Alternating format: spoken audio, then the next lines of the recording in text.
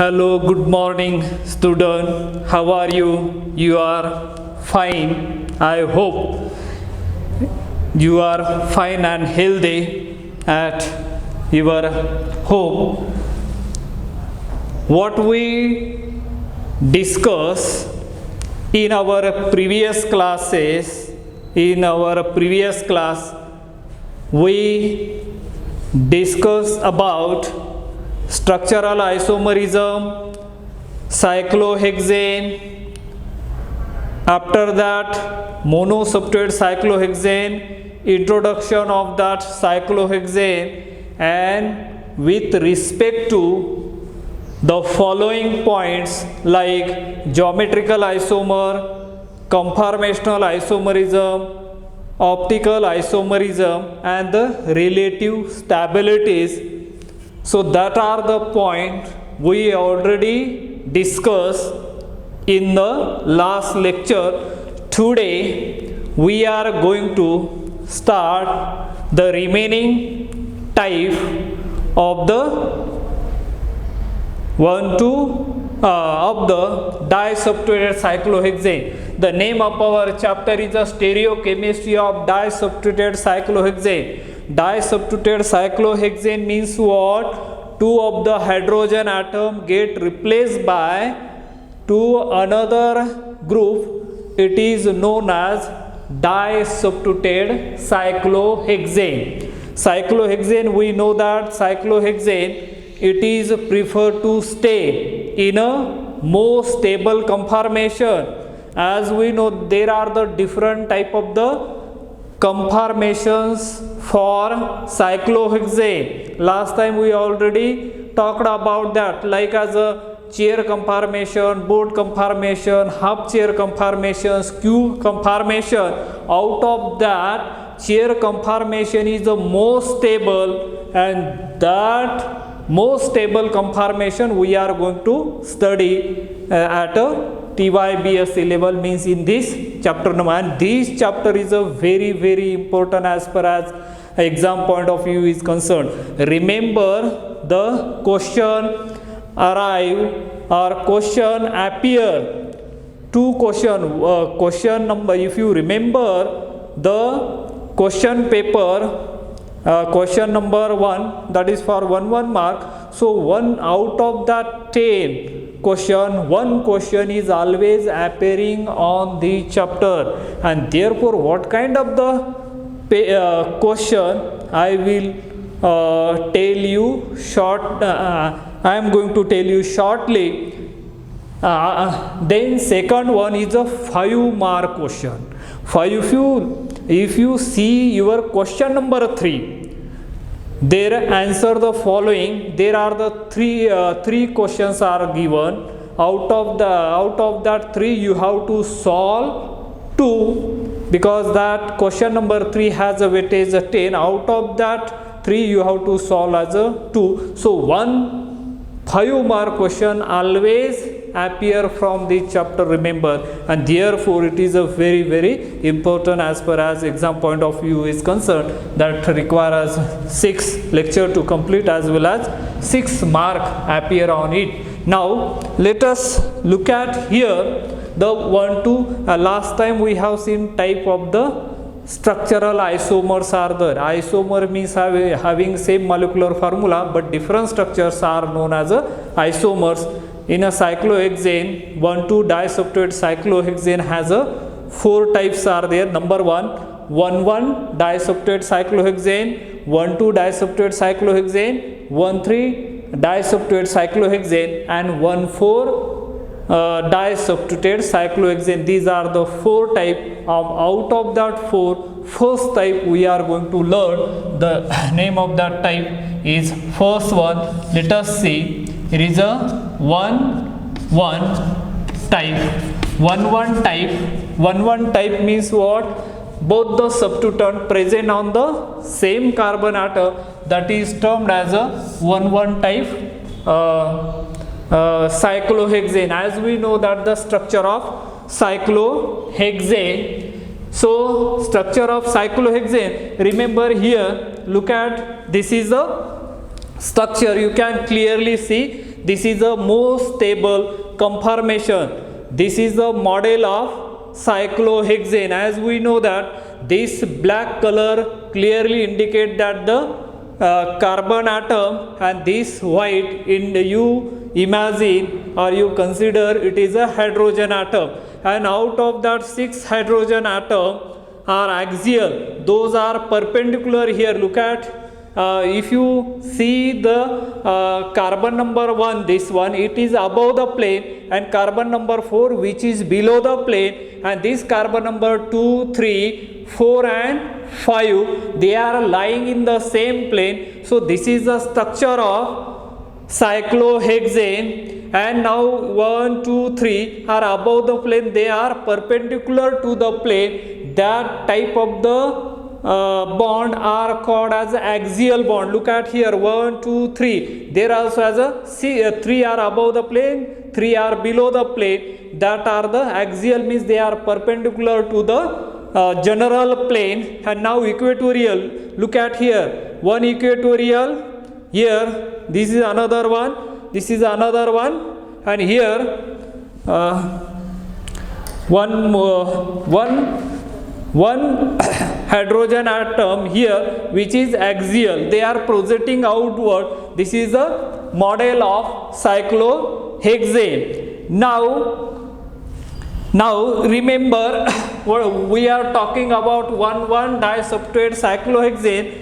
Consider here we know that the chair conformation of this cyclohexane,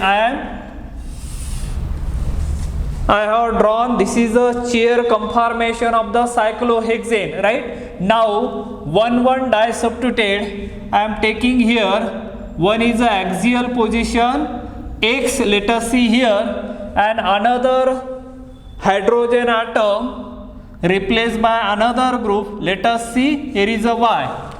Right, and therefore it is known as a 1,1 type disubstituted cyclohexane. 1,1, so 1,1 disubstituted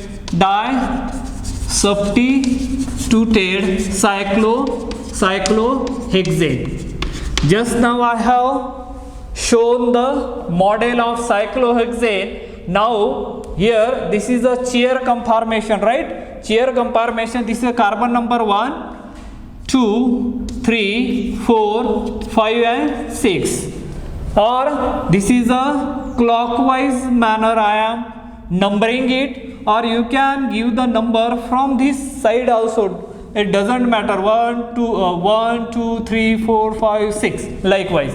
Now the chair conformation at an equilibrium, it is always go on flipping, right? Go on flipping means at an equilibrium, this is the equilibrium arrow, but it is called as a flipping. Flipping, it is a process.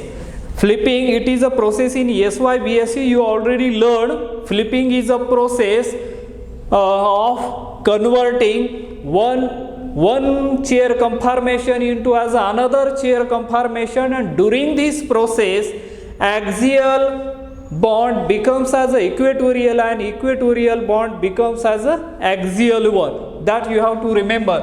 This is a what we can call it as a carbon number 1, it is above the 1. After the flipping we are going to get this type of the chair conformation which is here, right? Now this above carbon number 1, this is a carbon number 1 that goes below the plane. This is 1, then you can call it 2, 3, 4, 5 and 6.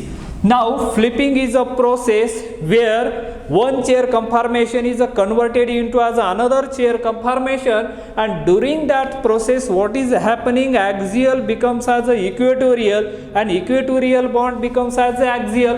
Now look at, this is a axial X, in this case X group is present at axial position, whereas Y group is present at a equatorial position.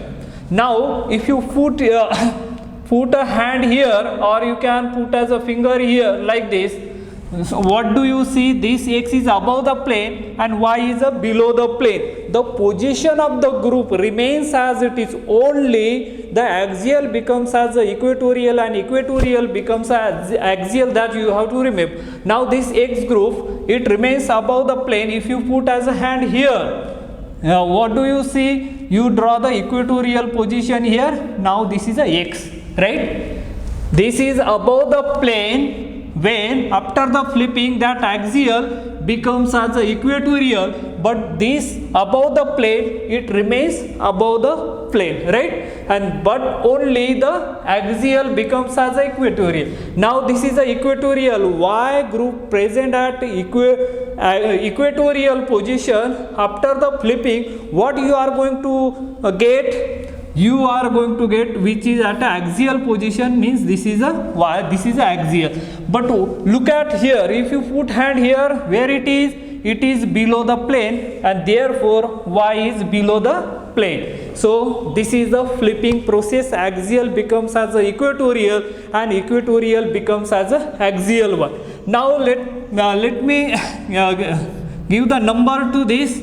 I am calling this stereoisomer is a A and this one is a B. This is another stereoisomer which is a B, right? Now with respect to the following factor, with respect to the following point, we are going to discuss all the stereochemistry of 1,2-disubstituted disubstituted cyclohexane 1,1 or 1,2, 1,3 or 1,4 likewise. Now which is the first point we are going to learn here? First point we are going to see, or we have that is a geometrical isomerism, right? Geometrical isomerism. Geometrical isomerism, what in case of the acyclic compounds are there related to as a carbon-carbon double bond. This is a cyclic compounds are. Here is a different way we have to, because stereochemistry you require a lot of imagination, and then you can understood as a stereochemistry. Now here geometrical isomerism, you remember the cis and trans isomers are there, that is called as a geometrical isomerism, cis and trans. What do you mean by the cis isomer? What do you mean by the trans isomer? Remember cis isomer means what? Similar group are on the same side of the carbon-carbon double bond is known as cis isomer, whereas trans isomer means what? Similar group or identical group are on the opposite side of the carbon-carbon double bond is known as is known as a trans isomer. But in case of the cyclic compound like as a cyclohexane here with related to with respect to the general plane, when with respect to the general plane we can call it as a, if both the substituents are coming on the same side of the general plane, that is called as a cis isomer. If both the substituents are opposite, one is above the plane, one is below the plane, then that shows as a geometrical isomerism. But here remember one more question. Look at here. Before few minutes I told you that what type of the one mark question appear in the exam. Now look at here. The question may appear like this: 1,1-dimethyl cyclohexane is optically 1,1-dimethyl cyclohexane there is a no geometrical isomer like this. So geometrical isomerism here, remember, if both the substituents are present on the same carbon atom, it does not show the geometrical isomerism, means there is no geometrical isomerism present here. No geometrical isomerism present. No geometrical isomerism, remember. Why no geometrical isomerism? 1,1-disubstituted cyclohexane does not exist or does not show geometrical isomerism, what would be your answer? The answer is a very simple. In a one sentence you can give the very precise answer. If both the substituent present on the same carbon atom, they do not possess or they do not show the geometrical isomer. Because in that what is happening there, now I am showing here like this. This dot line indicate that it is a mirror. Everybody knows that the mirror, after taking as a bath in the morning, we are first standing in front of the mirror, and what do you see there? Your mirror image. And therefore these are the geometrical isomerism. Here the mirror exactly dividing this, so you are getting here equal part, and therefore there is a no geometrical isomerism found in the 1,1 disubstituted cyclohexane. 1,1 disubstituted cyclohexane means what? Suppose you take as a X is equal to methyl group, Y is equal to methyl group, then and then you can call it as a here like this 1,1 dimethyl 1,1 dimethyl cyclohexane. What will be the structure of 1,1 dimethyl cyclohexane? Here CH3, here also as a CH3. This is the structure of 1,1 dimethyl cyclohexane, right? So, and there is a no geometrical isomerism is possible in this in this stereoisomer. Now let us look at as the second one about the optical isomers. Optical isomerism. Optical isomerism. What do you mean by the optical isomerism again? Optical isomerism, here the property of certain substance which rotate the plane of plane polarized light through certain angle is known as optical activity, and that phenomenon is known as a optical isomerism. Understood?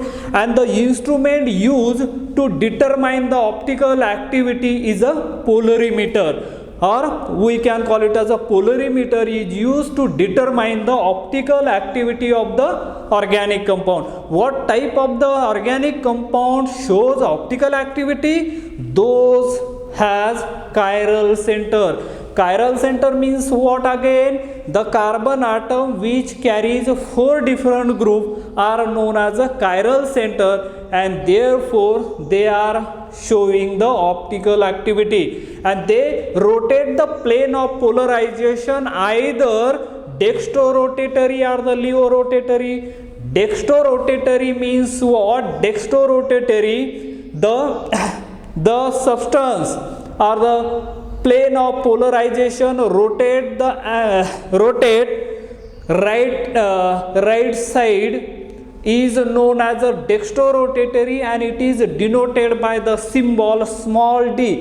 It is a absolute configuration for the organic molecule.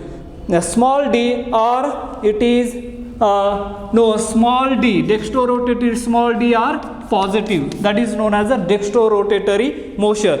Means the plane of polarized light is rotated to the clockwise manner or right hand side, that is called as the dextrorotatory, or another term is a exactly opposite, that is called as a levorotatory, and that is denoted by small l or minus charge. Because that levorotatory means what? The plane of polarized light rotate to the left hand side, counterclockwise manner rotation is observed. It is denoted by small a or represented by the minus. So that is about the dextrorotatory and the levorotatory. Now optical isomerism, does this conformation stereoisomerism 1,1 type, does it shows optical isomerism, whether it is optically active or optically inactive?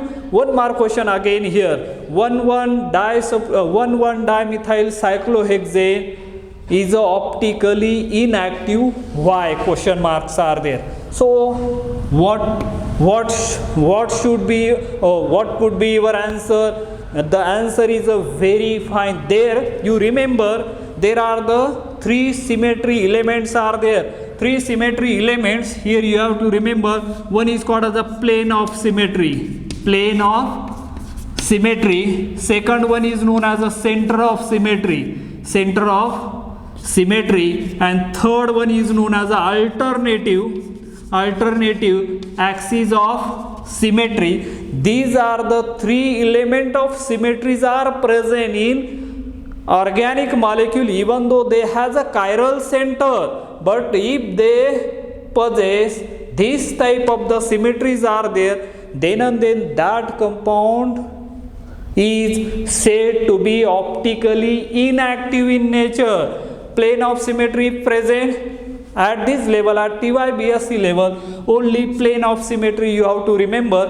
Center of symmetry and the alternative axis of symmetry, these are the point group theory. At that time you are going to learn that one in detail, but here just remember as a plane of symmetry. That's the enough to understand this chapter. So I am not going to go detail of this symmetry, only plane of symmetry. What do you mean by the plane of symmetry? Look at here. Plane of symmetry means what? It divides the molecule into as a two equal parts, means in identical parts. So that type of the thing is called as a plane of symmetry. Now now plane of symmetry is present in this stereoisomer, therefore they are optically inactive in nature. Optical isomerism in this case optically inactive. Optically inactive. Why it is optically inactive? Do you remember? Observe this carefully. There is a plane of symmetry. If plane of symmetry is present, that molecule is optically inactive in nature. If there is a no plane of symmetry, then that no plane of symmetry or center of symmetry or alternative axis of symmetry, that molecule is optically active in nature. Remember this one. Now here a second point we have learned here, it is optically inactive in nature because 1,1-disubstitute disubstitute cyclohexane has or possess or shows plane of symmetry, and therefore it is optically inactive in nature. Here why you will get as a 1 mark. When you will get as a 1 mark, just draw the chair conformation of this one structure. You can draw either this structure or this structure. Out of that three, only one structure is sufficient to get as a full mark. Then you make or you give the sentence. One sentence is there, it has there is no plane of symmetry, therefore it is optically inactive. Or what we can call it the 1,1-dimethyl cyclohexane does not have a plane of symmetry, therefore it is optically inactive in nature. Now let us look at as a third point. What is the third point to discuss here? Conformational isomerism, right? Conformational isomerism. Conformational isomerism means what? Just by rotating as a single carbon-carbon single bond, we are getting as a different type of the structure, are known as a conformational isomerism. Now look at, this is a cyclic compound. When I am just rotating as a single bond, I am getting as another. So this A and B, what is the relationship between A and B? They are the conformational isomerism. Now conformational isomerism, A and B are the conformational isomerism. There you might have heard the enantiomer and the diastereomers are there. Enantiomer means what? They are non-superimposable mirror images of each other, and but their rotation is exactly opposite. That type of the isomer is called as the enantiomer. Remember, look at here, very simple example for the enantiomer. If you have this is the hand, they are what we can call it, they are enantiomers of each other. Or if we are standing in front of the mirror, what do you see? You can see exactly your mirror image in the mirror, but in a enantiomer everything is the same. Physical properties as well as chemical property of the enantiomers are the same. They differ only in the rotation. One is rotating to the clockwise, dextrorotatory, another one is a counterclockwise, that is called as a dextrorotatory are there. That is the only difference, and so that is called as a enantiomers, non-superimposable mirror images. Look at, when we are standing in front of the mirror, we can see our mirror, but this is my left hand side. In a mirror it looks on the right hand side. That's the difference. So that is called as enantiomer. Diastereomer, they are differing their physical properties as well as chemical property. They are the resolvable, means we can separate the two isomers from each other. That is known as a diastereomers. They differ in their physical properties like as a melting point, boiling point, solubilities, or refractive index, density, everything is the same. Everything is different for the diastereomer, and therefore we can separate diastereomer from each other very easily. That is the thing. Now there are two conformational isomer we have got, A and B. Now like as a enantiomers and diastereomers, these two. And now the last point we are going to talk about, what is that? Relative stabilities, right? Now is the last point is the relative stabilities. Relative stabilities. In the relative stabilities, now look at, there are the two stereoisomers are there, A and B. Which one is a more stable? What do you think? Whether A conformation is more stable or B conformation is more stable? You cannot decide here, because we don't know the sizes of that X and Y group. And if you remember your SY/BSc class, the bulkier group, remember one important sentence here, bulkier group prefer to exist at a equatorial position, or what we can call it as a bulkier group prefer to stay at equatorial position. And therefore now here, depending upon the size of X and Y, that let us see, suppose as a first one, suppose X is a greater than Y. X is a greater than Y. X is a greater than Y. What do you see here? Let us see. Let me clean the board first. Now here we are talking about the relative stability of this conformation. Relative stabilities, right? Relative stability, that is the fourth point we are talking about. Now we are going to decide which conformation is more stable. Now let us look at as a first condition, X is a bulkier than Y. X is a bigger than the Y. What do you think? Which conformation is more stable there? Just now I said that bulkier group prefer to stay at equatorial position. Look at here. If X in a conformation, or here in this A structure, X is at axial position and here it is at equatorial position, and therefore B is more stable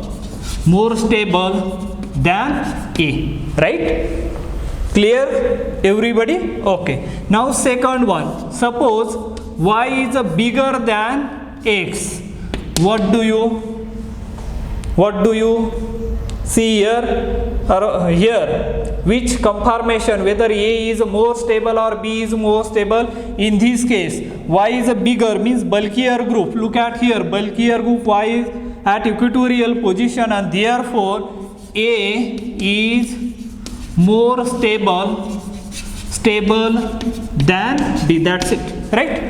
And if there is a third criteria, suppose X is equal to Y, both are equivalent. Suppose let us see here methyl and there are methyl, two methyl group, they are identical. The stability of these both the conformation or both the stereoisomer A and B are equal. A and B are, therefore A and B are equal in stabilities. That's it. I think with this let us stop today here. Remaining we will start tomorrow like as a 1,2 disubstitute cyclohexane. Thank you. Have a nice day.